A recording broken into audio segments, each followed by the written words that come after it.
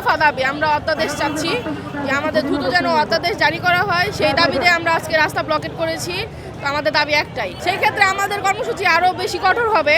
আমরা ব্লকেট করেছি, এখন আপনারা তো জানেন আমরা মাত্র 3টি জায়গায় ব্লকেট করেছি 7 কলেজ মিলে, তখন আমরা আরও বড় পরিসরে ব্লকেট কর্মসূচি পালন করব। মানুষ ভোগান্তি পাচ্ছে, দেখেন আমরাও চাই না মানুষকে ভোগান্তি দিতে, তাই কিন্তু সরকার বারবার যখন আমাদেরকে আশ্বাস দিয়েছে আমরা কিন্তু চলে গেছি, আমরা কিন্তু কর্মসূচি বাতিল করেছি, চলে গেছি, স্থগিত রেখেছি, কিন্তু তারপরেও কিন্তু সরকার আমাদের এই মানটা রাখতে পারেনি। উনি বারবার আশ্বাস দিচ্ছে কিন্তু আমাদের আশ্বাস পূরণ করছে না আশাটা।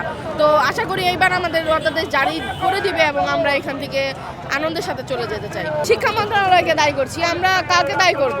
আমাদের সম্পূর্ণ কাজ এখন আটকে আছে, আমরা মনে করি মন্ত্রণালয় কাজটা কমপ্লিট করে দিয়ে দিলেই হয়ে যায়।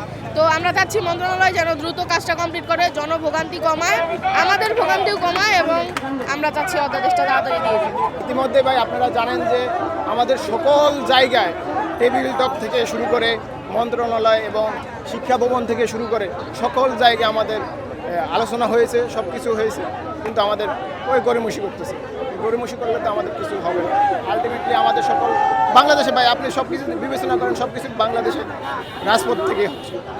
এটা ভাই কোনো অদৃশ্য শক্তির কারণে হচ্ছে না, এটা আমরা ইতিমধ্যেই জেনেছি যে শিক্ষা সিন্ডিকেট মন্ত্রণালয় থেকে আছে এবং আমাদের শিক্ষা ক্যাডারদের আমাদের যে অনির্দিষ্টকালের যে আন্দোলন ব্লকেট কর্মসূচি ব্লকেট থাকবে বা পরবর্তীতে আমাদের কী কর্মসূচি হবে তা প্রেস ব্রিফিংয়ে বলা হবে। এখানে আমাদের ইতিমধ্যে তিতুমির কলেজ আসছে, তার আগে আমরা Dhaka college, Eden college, Badrul মহিলা কলেজ, 3 কলেজ একসাথে ছিলাম একটু আগে, তিতুমির কলেজ আসছে।